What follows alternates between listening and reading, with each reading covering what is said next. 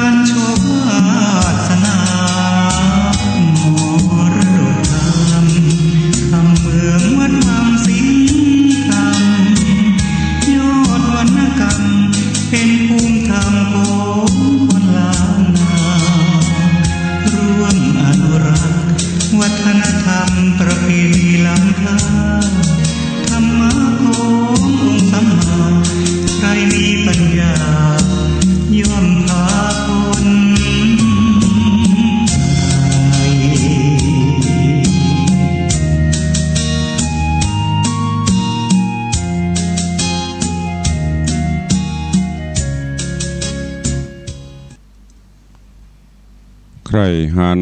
ใครหูใครอูใครเขียนใครห้ำใครเฮียนวิชาเอกอ้างฮือใจปัญญาฝ่าฟันสรรสร้างหากินตามตังมนุษย์บอกโกงไผ่กินพิษสินพระพุทธสุดจริตสู้จีวีถึงจะเกิดมายากไร้ฮักในศักดิ์ศรีหวังผลความดีสืบไปหน้าเกิดมาเป็นคนตั้งเจ้าและข้าเปียทิจลามวยมั่งเต็มว่ามีเงินกองเต้าหัวจ้างบ่อาจแลกซื้อจีวีกันดับมวยมิตรเมื่อมอนเป็นผีหวังผลความดีสู่โลกไปหน้า10 นิ้วขอกราบนอบน้อมไว้สายังพระติรัตนเกล้าเจ้าตั้ง3 ประการอันมีพระพุทธพระธรรมและพระสงฆ์อันเป็นสรณะที่เปิ่งที่เคารพนับถืออันสูงสุดในชีวิตกราบคารวะแตบไตไวสาปุญญาบารมีธรรมพระมหาเถรานุเถระเจ้าคณะพระสังฆาธิการภิกขุสงฆ์สามเณรจุตนจุองค์โดยความเคารพขอเจริญสุขเจริญปอนญาติโยมศรัทธาสาธุชนติ่นจองห้องวัดจุหนุ่มเท่าใจยิงขอน้อมต้อนรับทุกท่านเข้าสู่รายการมรดกธรรมกำเมืองตั้งสถานีวิทยุพระพุทธศาสนาแห่งชาติและสังคมคลื่นเพื่อการศึกษาพระพุทธศาสนาและวัฒนธรรมตลอดโจรคลื่นสีขาวเปื้อเจ้าประชาส่งสัญญาณกระจายเสียงจากสถานีวิทยุวัดฝ่ายหินตำบลสุเทพอำเภอเมืองจังหวัดเชียงใหม่สถานีวิทยุ CM77 วิทยุอินเทอร์เน็ตล้านนาสถานีวิทยุพระพุทธศาสนาวัดหนองกายตำบลสันปะยางอำเภอแม่แตงจังหวัดเชียงใหม่สถานีวิทยุพระพุทธศาสนาจังหวัดเชียงรายสถานีวิทยุเวียงป่าเป้าเรดิโอสถานีวิทยุแดนดินถิ่นล้านนาอำเภอสันปะตองสถานีวิทยุมนเสียงธรรมอำเภอแม่แจ่มสถานีวิทยุชุมชนโคนเมืองลี้อำเภอลี้จังหวัดลำพูนสถานีวิทยุชุมชนคนนาน้อยจังหวัดน่าน สถานีวิทยุสีคำเรดิโออำเภอเวียงสาจังหวัดน่านสถานีวิทยุเสียงใสเรดิโออำเภอต้าวังผาจังหวัดน่านสถานีวิทยุเสียงธรรมจากวัดจันทร์อำเภอกัลยาณิวัฒนาแล้วก็มีสถานีวิทยุห้วยตองซักอำเภอฮอดอำเภออมก๋อยจังหวัดเชียงใหม่พร้อมถึงสถานีวิทยุชุมชนเสียงตามสายหอกกระจายข่าวหลายที่หลายแห่งหลายวัดหลายวาพร้อมกันนี้ก็ขอเจริญสุขเจริญปอนท่านที่ติดตามรับฟังต่างเฟซบุ๊กเฟซไลค์ต่างเว็บไซต์ต่างๆบ่ว่าจะเป็นเฟซบุ๊กของวัดวังสิงห์คำเฟซบุ๊กของต่าง104ธรรมะใครเครียดเฟซบุ๊กของกุเจ้าบ้านนอกทิตะสิโปวัดศรีรัตนมงคลร้องยาวตลอดจนต่างเสียงตามสายวิทยุชุมชนหลายที่หลายแห่งเนอะขอบคุณกับทุกท่านขอบคุณกับ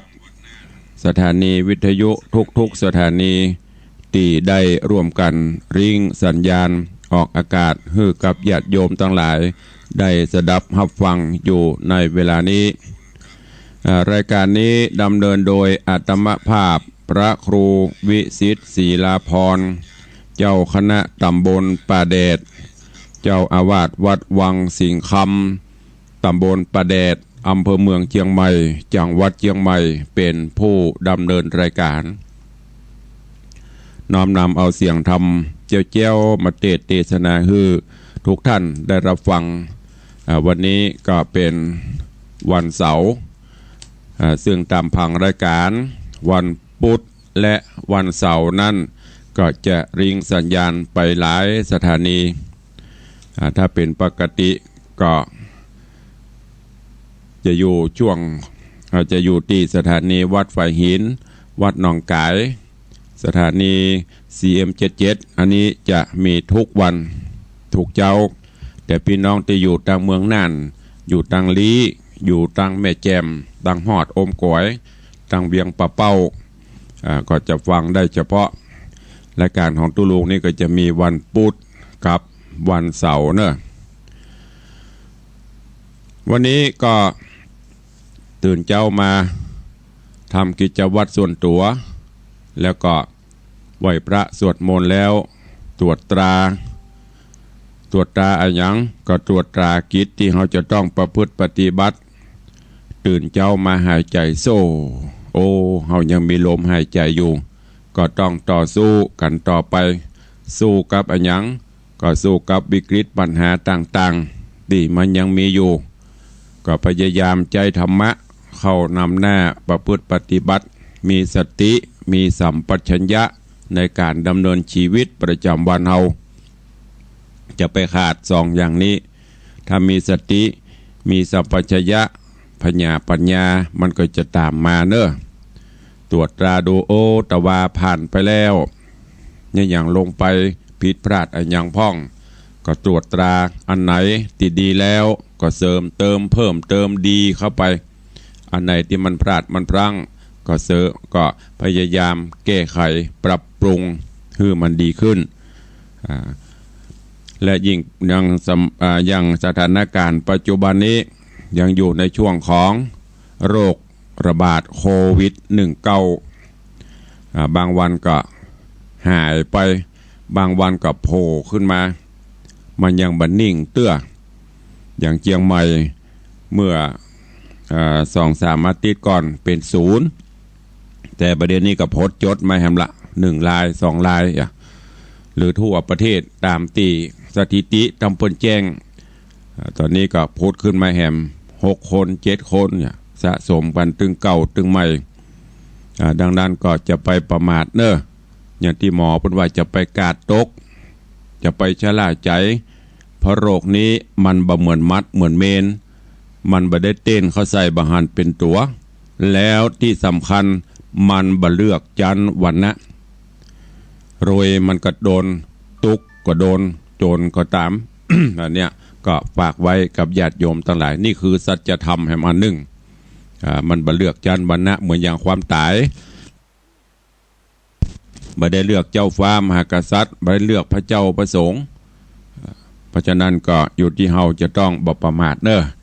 วันนี้จะได้เอาธรรมเทศนาทำก้อมเรื่องเดียวจบ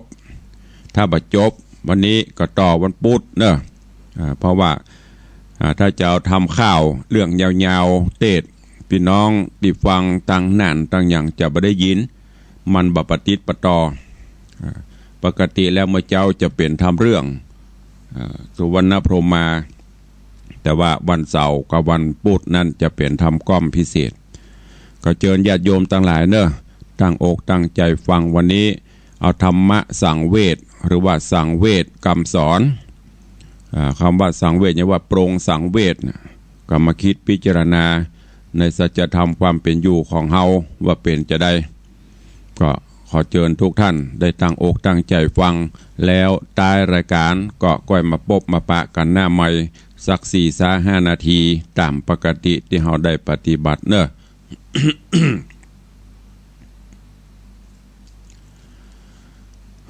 นะโมตัสสะภะคะวะโตอะระหะโต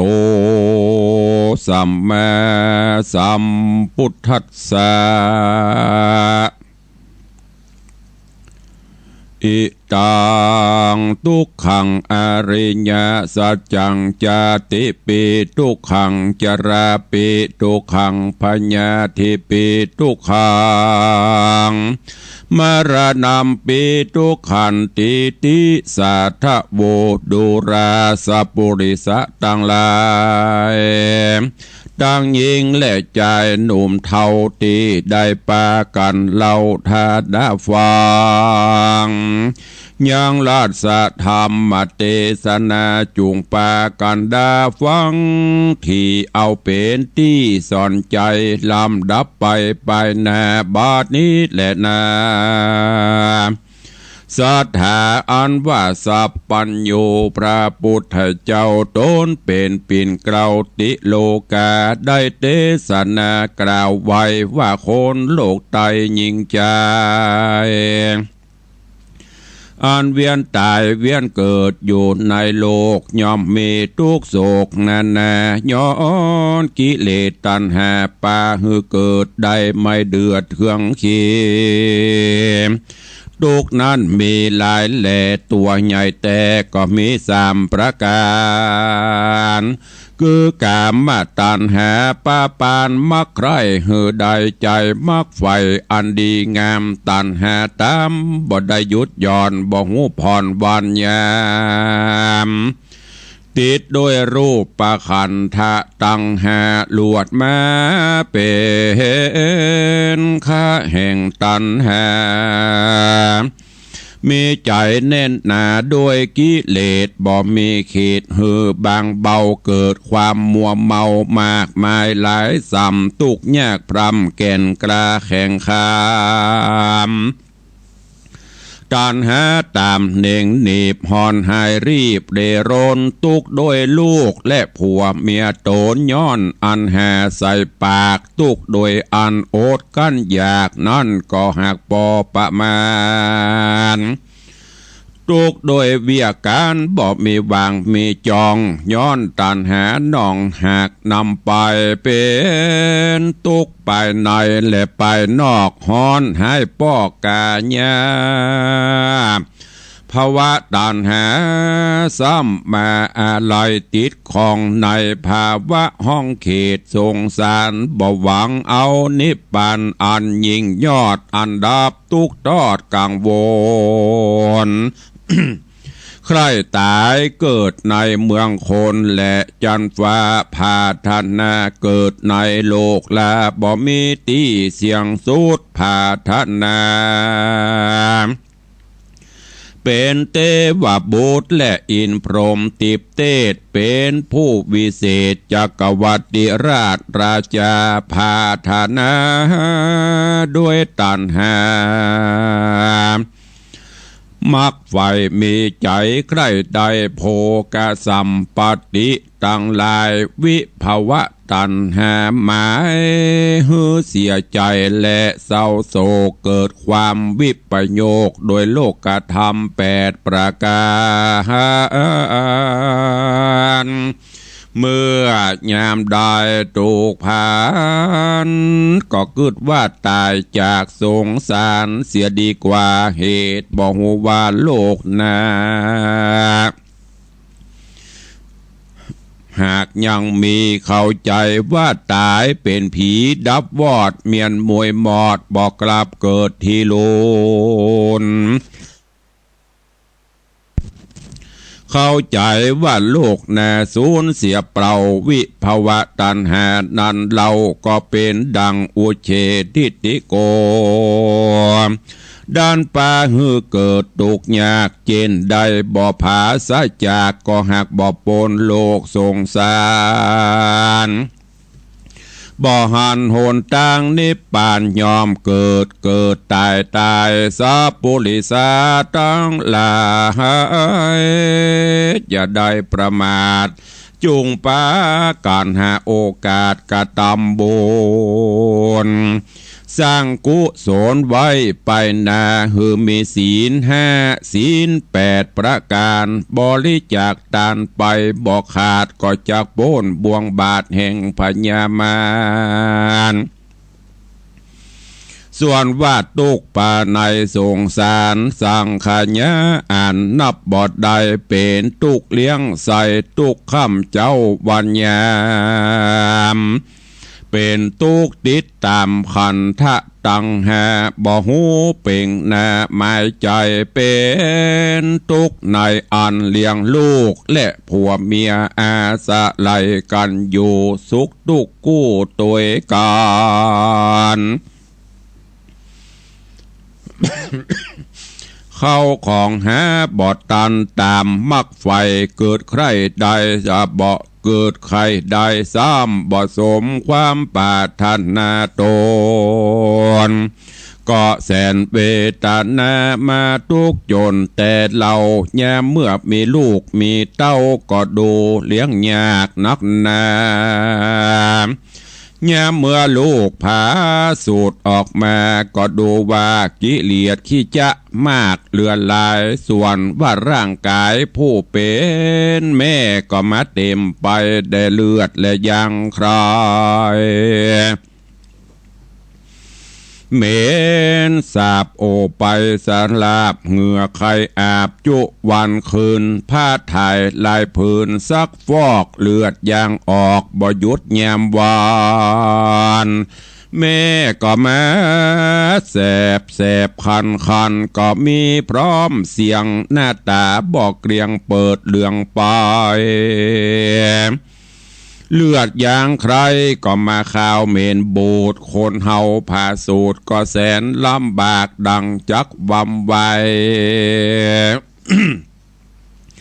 หายใจได้ดามวยมอดกำลังตอดลืมคิงตาดำพิงกำเศร้านั่งเติกเต้าอิงฟ้าการลูกพาสูตรออกมาก็เป็นการได้ปกได้ปอกเอาผ้าอ้อมออกตื่นยังลูกน้อยก็มาขี้เยี่ยวเปียปางลำบากก็ได้ไปสักตาเก็บผลไปมาก็ว่าเป็นทุกขาอันหนึ่งแต่โสดนับว่าเป็นโทษแห่งสงสาร สามแม่โอดกันอาหารกลัวพิษแผกเป็นพญาตฮ้อนแรกบ่ยุดย่อนกลัวพิษกับโดยลูกน้อยอ่อนเป็นพญาตนาแม่ก็มาจำเป็นได้โอดสาหากรันอยากกลัวลูกน้อยหากจักเปียจักพอมได้อาทรโจรปอซ้ำว่าบ่ได้รับนอนพักผ่อนแย้มเมื่อลูกน้อยอ่อนร้องไห้ก็จำเป็นได้พอเล็งหา ลางเตื้อก็ตาละกาขี้เยี่ยวตาแปดผาลางเตื้อก็กลัวหมดแมงกระเหือดหายครบเนื้อในลูกอ่อนแม่ก็เอาผ้าผ่อนมาปกงำกัวก้อยโยบก้อยกำหอบเอาสองมือตุ้มปั่นกินยังนมเป็นตุกทองทมแต่เราตุกไม่เก่าทมทองส่วนป้อและแม่เจ้าทั้งสองก็ปอบ่ได้หลับได้นอนพักผ่อนก็เปื่อลูกน้อยอ่อนกวนคุยย้อนกามะตันหามีปาหือเกิดตุกไม่เดือดในสงสารตุกแม่ประมาณและพาสูดออกตุกได้ปกได้ปอกพอก่อยดูส่วนว่าศัตรูก็มีบ่ไรคือเป็นเจ็บไข้ได้พยาธิโรคาไล่กันมาถูกต้องคือเป็นเจ็บต้องเจ็บหัว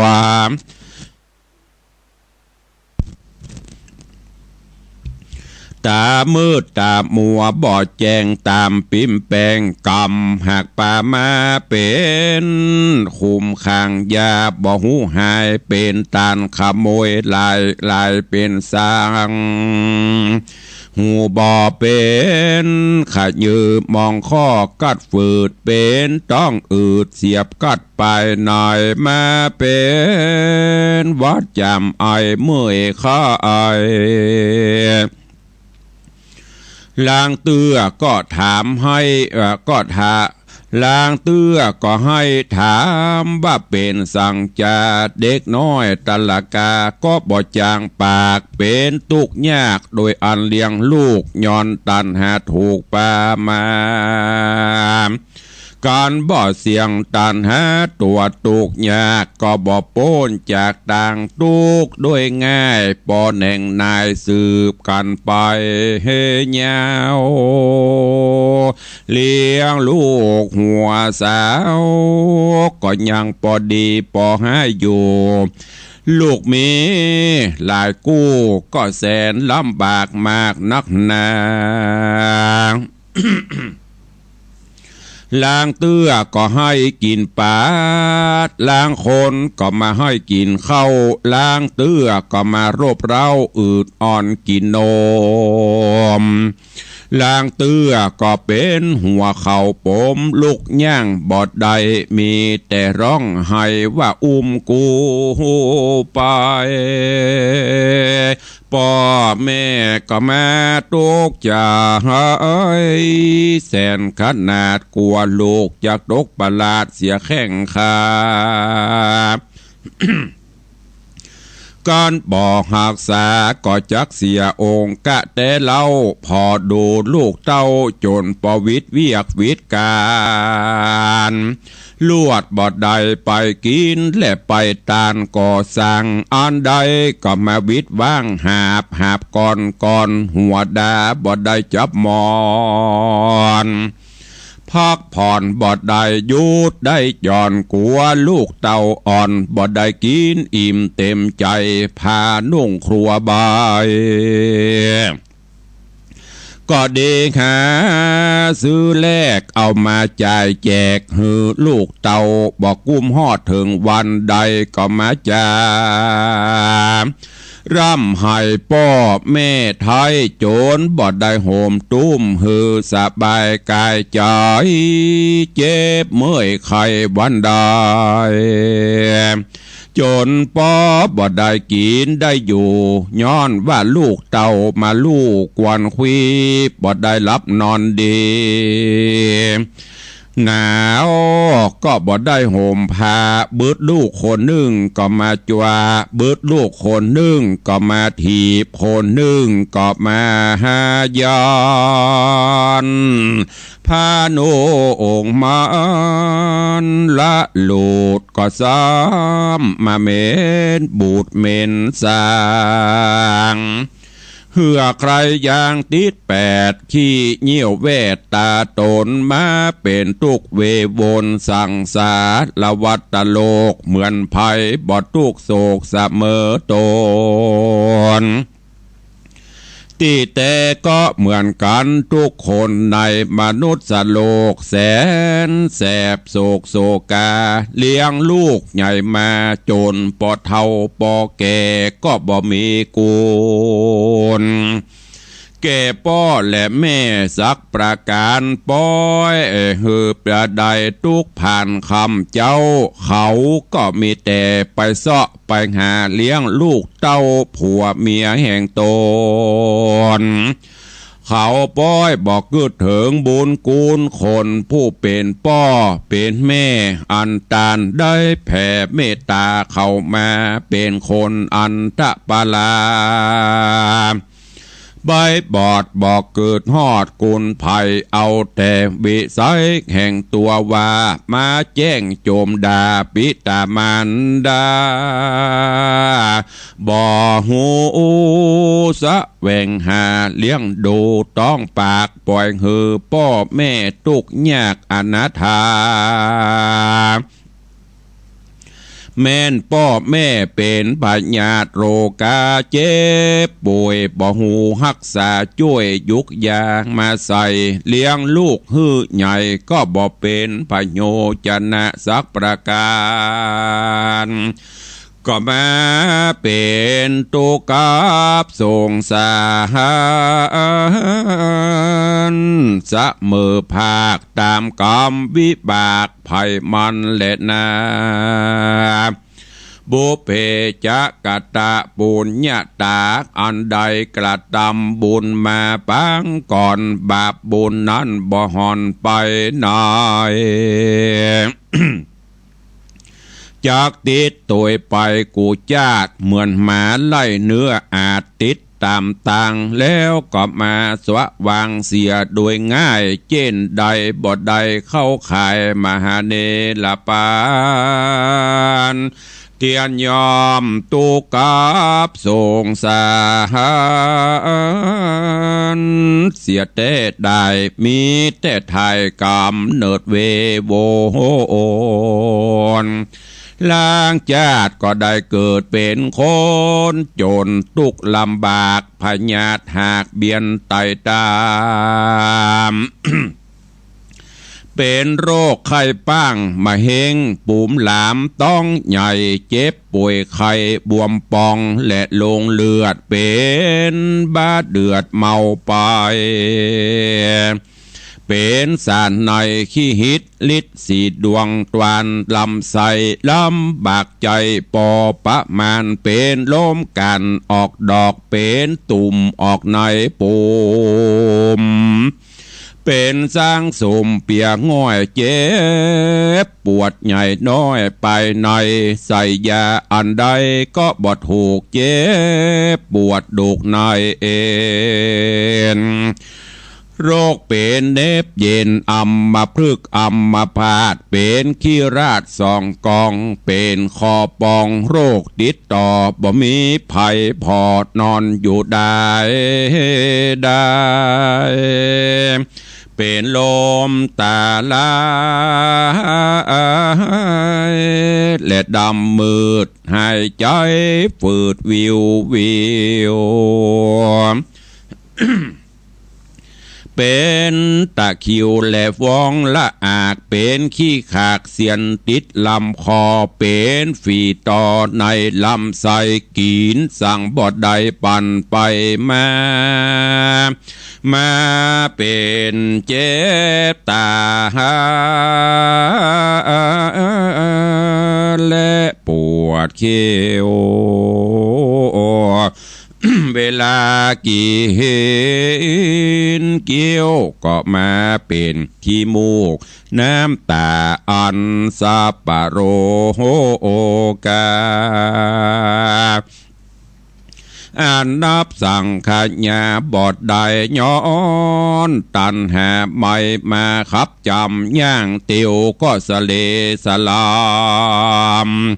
เจ้าลมเป็นบ้างมเบาวินเอวหากินเลี้ยงข้าพองก็หาพ่องสปายโท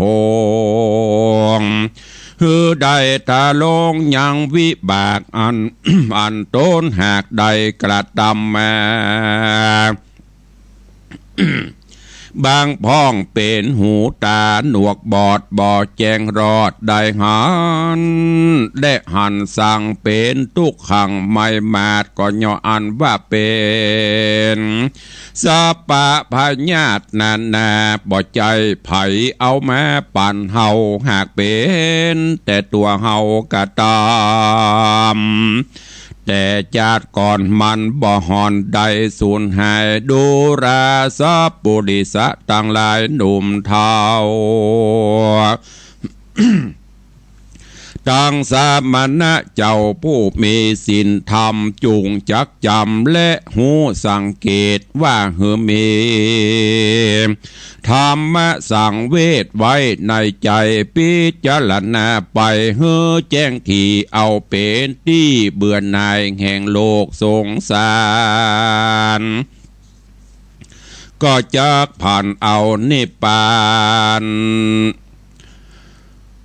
ผ่านเอานิพพานไปใจเพื่อเฮือใดสวดสดีแลนา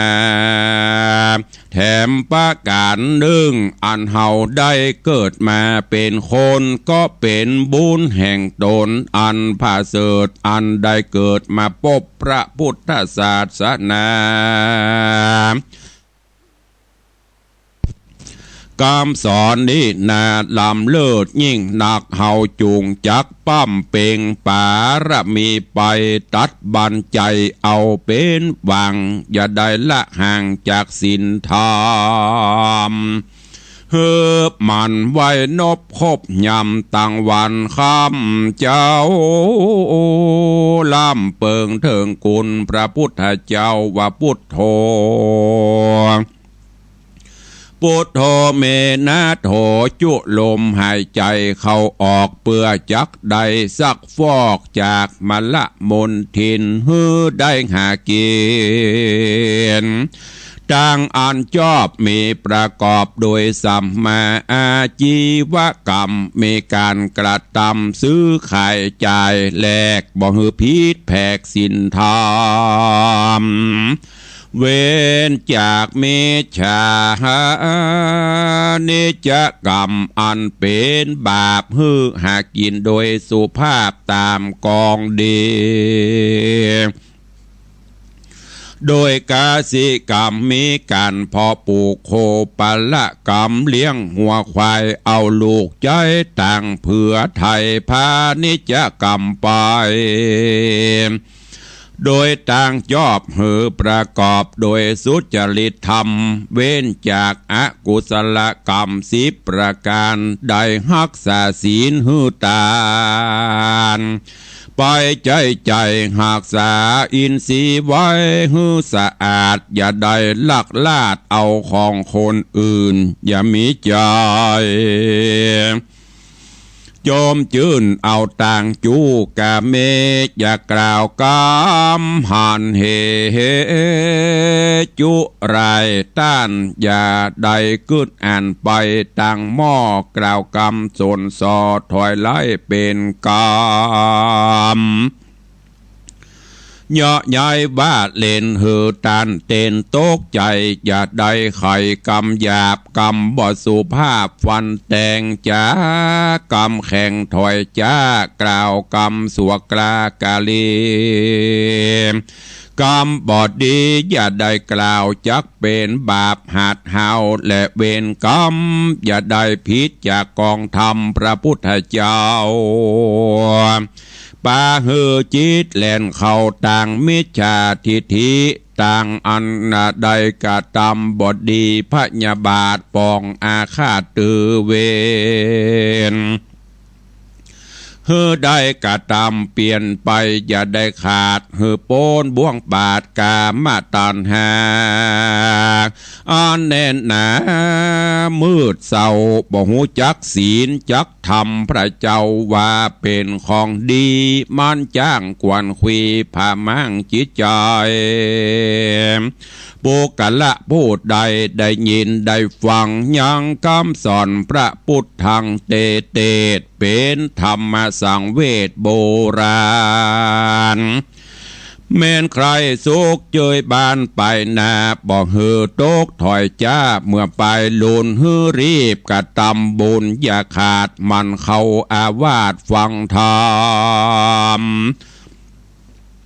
แล้วโจดจำมาฟังแล้วจำจดจ่อแล้วนำมาปฏิบัติต่อกรรมสอนบ่เหือลุ่มดอนสะเมอภาคก็จากโพ้นจากต่างทุกยากได้ถึงสุขแด่ดีหลีกรรมสอนมีดังนี้อันกล่าวจี้ใครมา เฮือมันพิจารณาสันทีว่าคนเฮานี้เกิดมามีชีวิตนั้นนามินสันมันถึงขีดขันวำไวกันว่าตายมวยมอดก่อนละทอดอินทรี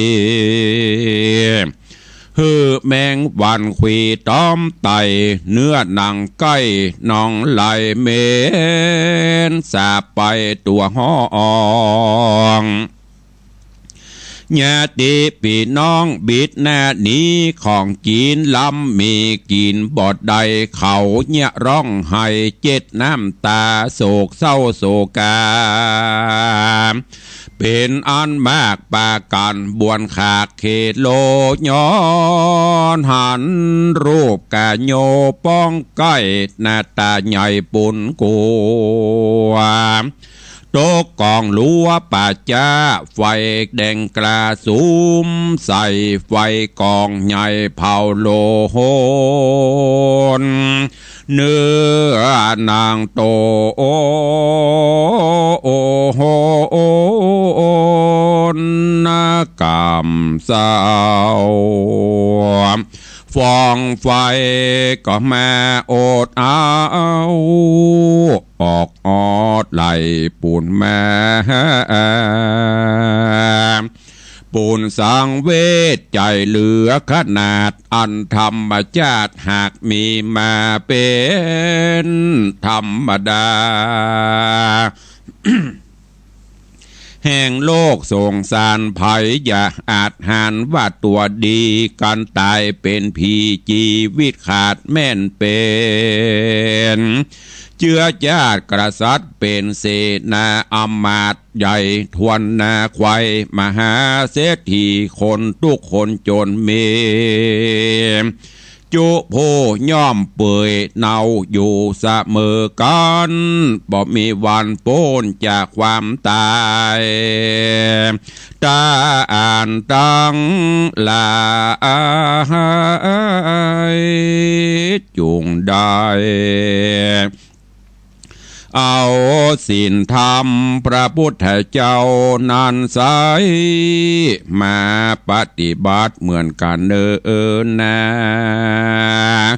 มันเหือตานอย่าได้ขาดอย่าได้ประมาทเสียศีลดังจักดังอาจินเกิดไว้สมมักไฟใจมา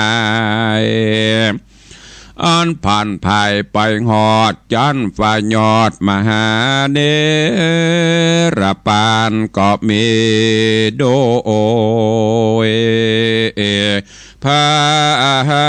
กานดังกล่าวมานี้แหละนาเนติตังขีญาสังวันนาวิเศษจาห้องเหตุธรรมเทศนาสังเวทกรรมสอนก็บังโกมสมเรศเด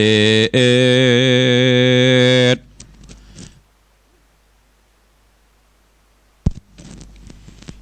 วันนี้สาธุชนญาติโยมทั้งหลายก็ได้สดับรับฟังธรรมเทศนาปืนเมืองเหนือเรื่องสังเวชคำสอนที่ตุลุงได้นำมาเทศนาให้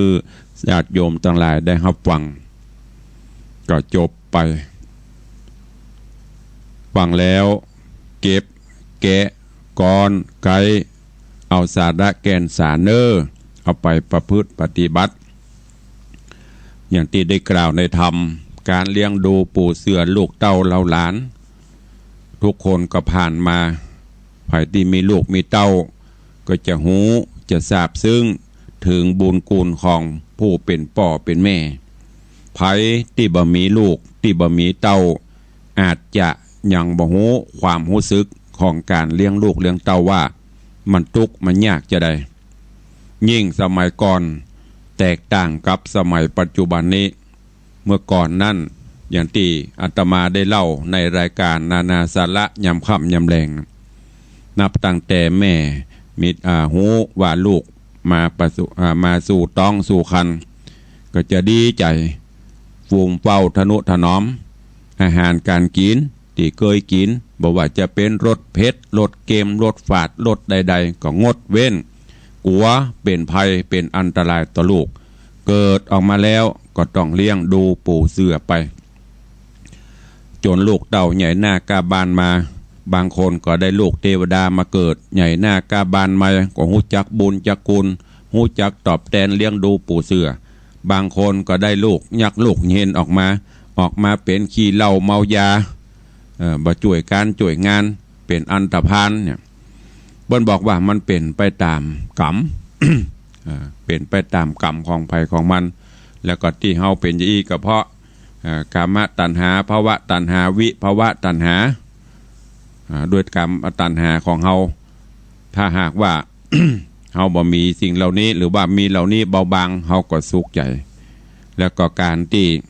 เฮามีชีวิตใหญ่ขึ้นมาก็จะไปมัวเมาโลภะตัณหาก็คือเกิดความโลภใครใดอันนั้นใครใดอันนี้หลงละเลงบ่กินบ่ตานเปิ่นจวนไปกินกับบ่กินเปิ่นจวนไปตานกับบ่ตานวัดกับบ่เข้าพระเจ้ากับไหวเมากะกิเลสตัณหาโลภโมโทสันอย่างเงี้ยสุดท้ายตายแล้วได้อย่างไปตัวลูกไปตัวก่อผัวเมียไปตัวก่อขับรถเบนซ์ไปก่อกำสนดที่ดินไปก่อไม่มีไปได้อย่างไปตัวซักอย่างยามเมื่อเป็นคนของกูของมึงลูกหยาดจริงดีจริงเด่นแก่งแย่งจริงดีกันตายไปแล้วเป็นว่าใหญ่แค่ไหนก็เล็กกว่าลงยามเป็นคนจองห้องจองกล้าจะได้ตายแล้วยอมสิโรราบแม้กระทั่งซับเปลือแบแตนแบนมันจะเอาไม้โทวาตั้งอ่องมันจะเอาไม้โทวาตั้งบุบจะล่วงสุดเผาบะไม้โดนขบกการบ่ได้สู้บ่ได้สักอย่างนี่คือสัจธรรมที่เกิดขึ้นทุกคนย่อมประสบพบปะไผจะประสบนักประสบน้อยนั่นก็แล้วแต่บุญบารมีของไผของมันเนอะฝากไว้เก็บไปคิดนำไปพิจารณาห่วงตัวเก่าพ่อง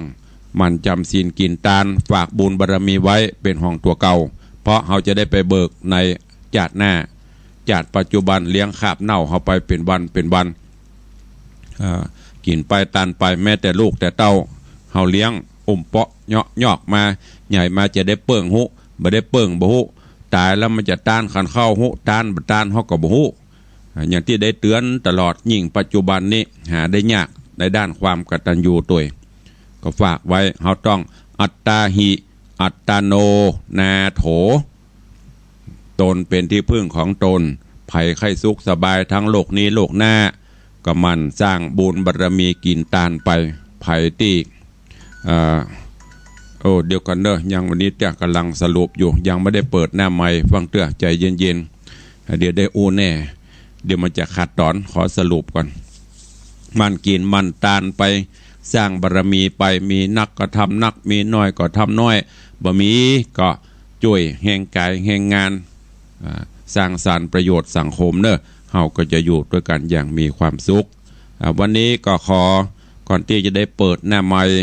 ก็ขออนุโมทนาบุญขอบคุณเนอะกับโยมป่ออุ้ยดวงโปธาวงศ์บ้านน้ำจำตำบลร่องวัวแดงอำเภอสันกำแพงจังหวัดเชียงใหม่เปิ้นได้นำปัจจัยมาร่วมโมทนาบุญสมทบทุนในการสร้างหล่อพระเจ้าทองคำและก็แปลงแต่นพระเจ้าทองคำตัวเอง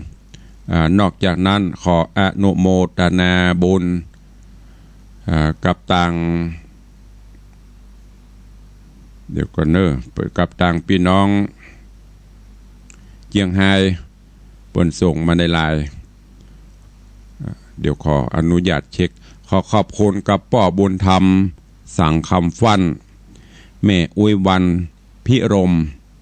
ปอเติงแม่เรือนแก้วแม่อุ้ยวันนาพิรมแม่เถาวันธนูใจแม่กิมทองเมธาวนิชแล้วก็มีนางสาวสุภาพรนางสาวสุมาลีเมธาวนิชร่วมโมทนาบุญกันเตศแล้วก็ร่วมรอสร้างมณฑปพระเจ้าทองคำจากเวียงปะเป้าเนอะจากบ้านโป่งหนองเวียงปะเป้าร่วมทำบุญมา แม่อุ้ยวันนาพิโลมอุทิศกุศลไปหาเทพบุตรเทวดาประจำตัวแล้วก็มีแม่กิมทองเมธาวนิชอุทิศบุญกุศลเพื่อปอสุขนายวิเชียนนายสังัดแสเตียวแม่อุ้ยจินนอนาคนายบี้แรงดีนางสาวสุภาพรนางสาวสุมาลีเมธาวนิชอุทิศกุศลไปหาป่อพินิษเมธาวนิชจากเบียงป่าเป้าเจียงไฮ้ขออนุโมทนาบุญขอบคุณตัวอ้าวใครจะอู้จะเอ่ยตัวเวลามีน้อยเขาจะอู้นักเนอก็เสียเวลาสถานีก็เอาหมอกหอมปากหอมคอฮือโอกาสฮือธรรมะแล้วก็ฮือเวลาได้อู้ได้เอ่ยเพื่อหายง่อมหายเงาเนาะท่านผู้ใดมีเจตนาใครร่วมบุญกุศลกับตุลุงเนอะในการสร้างพระพุทธรูปสิงห์คำพระเจ้าทองคำโดยทองคำบริสุทธิ์ที่แรกน้ำหนัก108 บาทประเดี๋ยวนี้ต้องการเพิ่มขึ้นเพราะขยายพระเจ้าขยายแต่นขึ้นก็ท่านผู้ใดมีเจตนาใครห่วมมีแหวนทองจี้หูทองที่มันเหลือข้างเดียวหรือว่ามันหักมันวินไปขายกับบ่ได้ราคาก็เอามาสร้างบารมีธรรมได้เนอะหรือจะห่วมเป็นเจ้าภาพบริจาคปัจจัยก็ตามจิตเจตนาศรัทธาได้อันนี้สายตะกี้เข้ามากรรมประเด็นมามกรรมจะกลัวบัตานเปื่อนไผ่เจริญปอนจากที่ไหนฮะเมืองลีเนาะสาธุอนุโมทนาบุญเนอ เดี๋ยวก่อนเนอะเคลียร์สายเดียวเจริญปอนไม่สาธุครับจากที่ไหนจากปนนันประสิทธิ์วันนาแดงอำเภอนาน้อยครับขอบคุณเนอะตั้งแต่คืนแล้วเนาะปนนันเนาะแต่คืนก็โทรผิดเนาะเข้าสู่เฮ็ดหัวแต่คืนก็9 โมงตุลุงประรับโทรผิดก็มีเนาะติดตามรายการเรื่องของตุลุงผมว่าเสียงตุลุงนี่ขอบคุณเจริญปอนเนอเป็นห่วงอยู่นะผมก็ได้ฟังนับไอ้ลิ้นน้องเลี้ยงเสียงว่าผมก็ม่วนจุ๊จะสิดิขอบคุณนักๆเนอนี่ผมก็ฟังจะนั่นน่ะไอ้นะขอบคุณปนานประเสริฐจากอันบ้านอำเภอนาน้อยจังหวัดน่านตะคืนก็ถ้าจะรับฝันกันตุลุง9 โมงโทรหาตุลุงเทศทำม่วนโหประเทศนั้นปรับเลยป้อว่าได้ครับกไว้สาครับท่านพระครูของทางบ้านปู่หนองเว้งปเป้านะครับขอบคุณอนุโมทนาติดตามว่าได้วันนี้ โอ้ฟังได้สาระดีเนาะมีคติดีอนุโมทนาขอบคุณใครเรื่องหมูนั่นเขาฟังตัวนั่งรักไงเนาะมันเป็นคำสอนร้อนๆนี่เกิดมาเป็นจะได้เลี้ยงลูกเป็นจะได้มีโมดเนาะ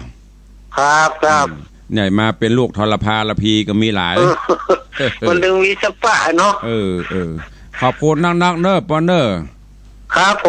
มกไว้จ้าครับเจริญปอนขอบคุณกับญาติธรรมป่อบุญธรรมบ้านโป่งหนองเวียงป่าเป้าพี่น้องเชียงใหม่สู้เพิ่มได้สักคนประเด็นนี้ถ้าวันพุธ กับวันเสาร์นี่เชียงใหม่ดักปิงบัดถ้าวันพุธวันเสาร์ปก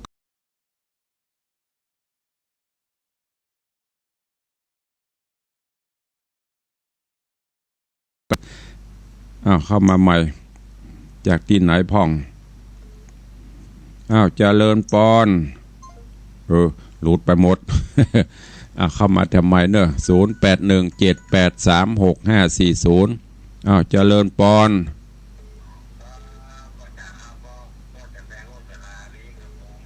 ก็ได้ยินแล้วล่ะป่อว่าใดว่าใด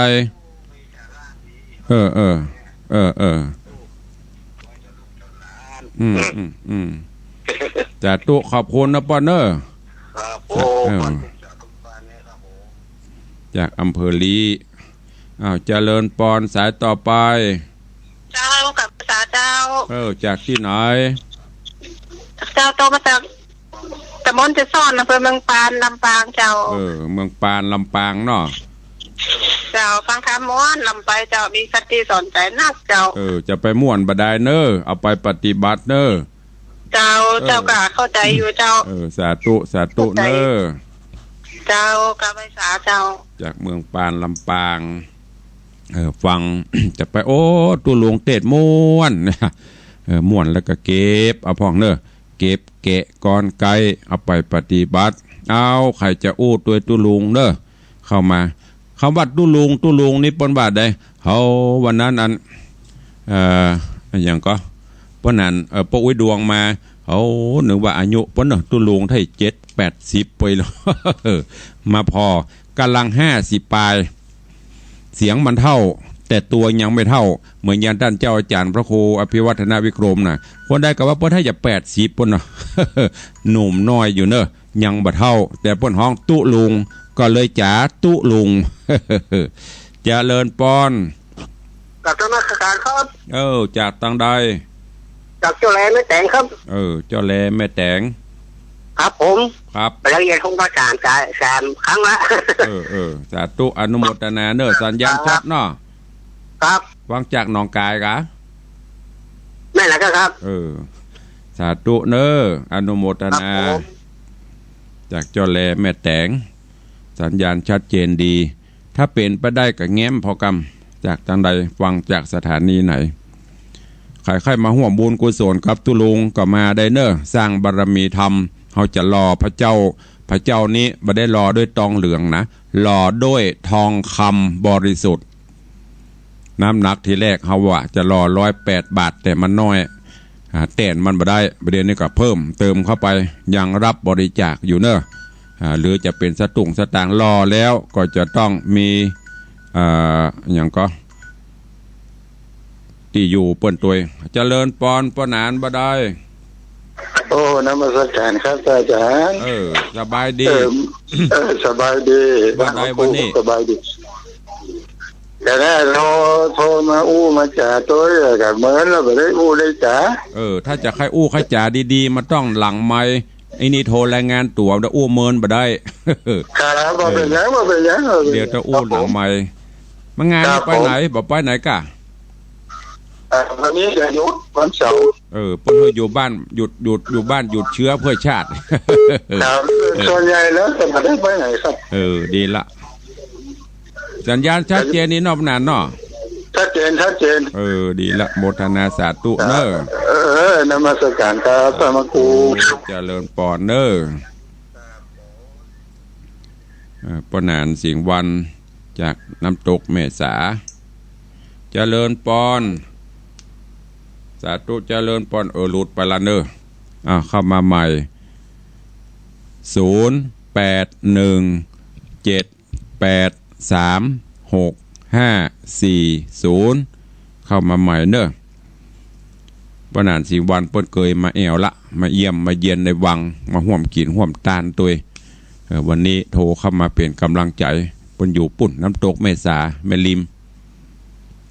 จากที่นายแฮมเนอร์ขจายเวลาจะหมดตอนนี้สายโล่งลึงถนนกำลังโล่งลึงกดเลย0817836540 ต้องอนุโมทนากราบขอบพระคุณเมตตาบารมีของผู้อำนวยการสถานีวิทยุคลื่นสีขาวเพื่อเจ้าประชา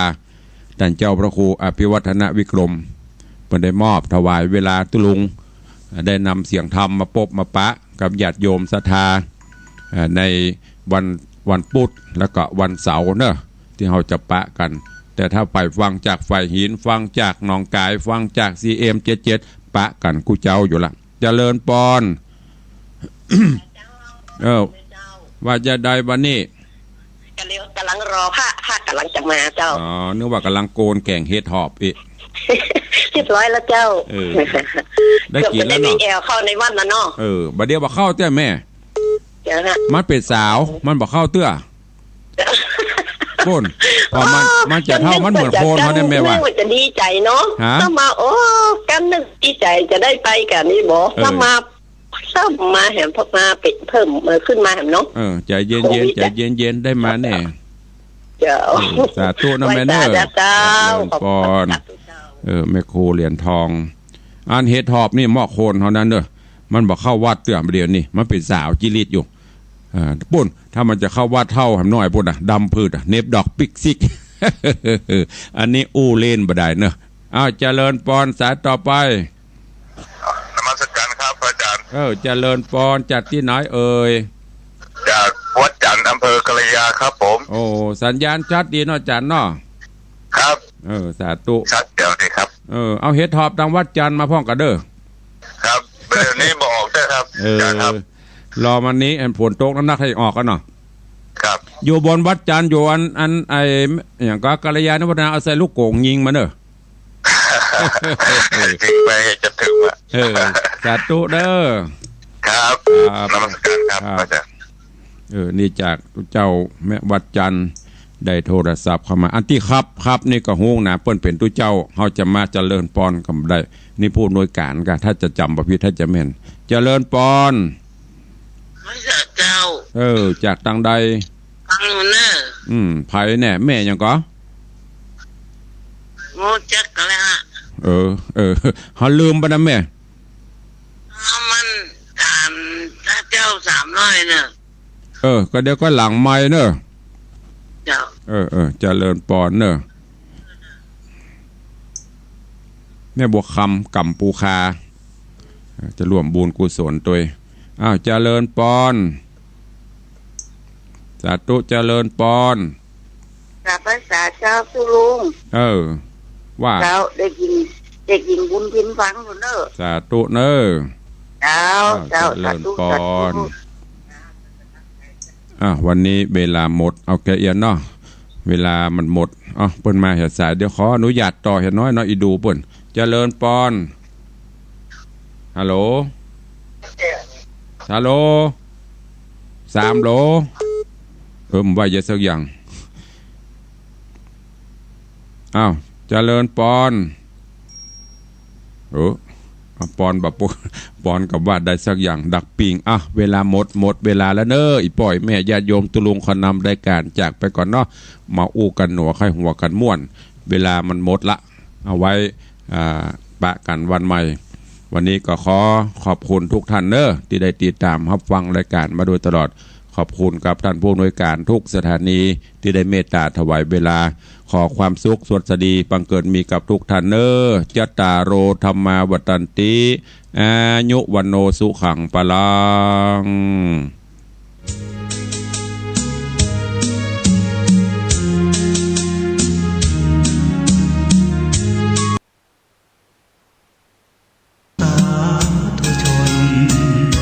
วัดวังสิงห์คำสายน้ำแม่ปิงฝูงปลา